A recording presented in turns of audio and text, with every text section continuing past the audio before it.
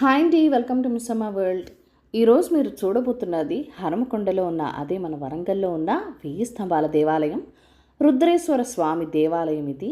ఇక్కడ విశేషం ఏంటంటే రుద్రుడు, విష్ణువు, సూర్యభగవానుడు కలిసి ఒకే చోట కొలువు తీరి ఉంటారు.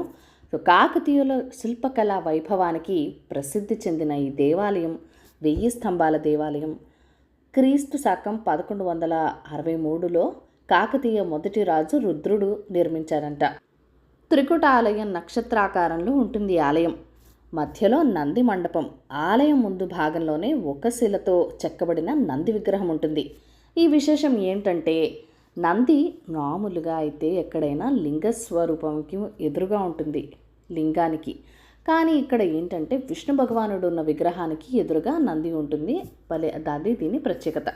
పడమట, ఉత్తర మరియు తూర్పు దిక్కులలో రుద్రేశ్వర, వాసుదేవ, సూర్యదేవ ముగ్గురు దేవుళ్ళ విగ్రహాలు ఉంటాయి.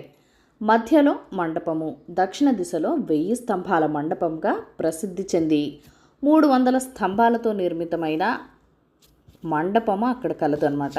సో ఇప్పుడు టెంపుల్ తర్వాత అది కూడా చూపిస్తాను, చూసేయండి. మొత్తం 31x25 చదరపు మీటర్ల వైశాల్యంతో భూమి నుండి 1 మీటర్ ఎత్తు వరకు ప్రత్యేకమైన పునాదులతో ఇసుకతో నింపే ప్రక్రియ ద్వారా నిర్మించబడింది.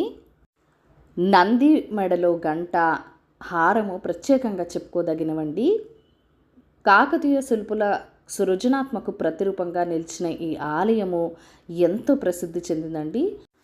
వరంగల్ రైల్వే స్టేషన్ నుంచి 6 కిలోమీటర్ల దూరంలోనే ఈ 1000 స్తంభాల ఆలయం కొలువైందండి. సో ట్రాన్స్పోర్ట్ కూడా చాలా ఈజీగానే దొరుకుతుంది. వరంగల్ చేరుకున్న తర్వాత పబ్లిక్ ట్రాన్స్పోర్ట్ ద్వారా బస్సులో కానీ ట్రైన్లో కానీ వెళ్తే అక్కడ లోకల్లో ఆటో మాట్లాడుకోవచ్చు. ఆటో మాట్లాడుకుంటే చాలా ప్లేసెస్ అయితే ఉన్నాయండి వరంగల్లో చూడదగినవి. ఇప్పుడు మండపం లోపలికి తీసుకువెళ్తున్నాను చూడండి. ఇక్కడ మెట్లు చూసారా ఎంత హైట్లో ఉన్నాయో. ఇలాంటి పురాతన ఆలయాలు చూసినప్పుడు ఎలా కట్టారా అనిపిస్తుందండి. నిజంగా వాళ్ళ శిల్పకళా నైపుణ్యానికి జోహార్లు పలకాల్సిందే, అంత బాగుంటాయి ఆలయాలు.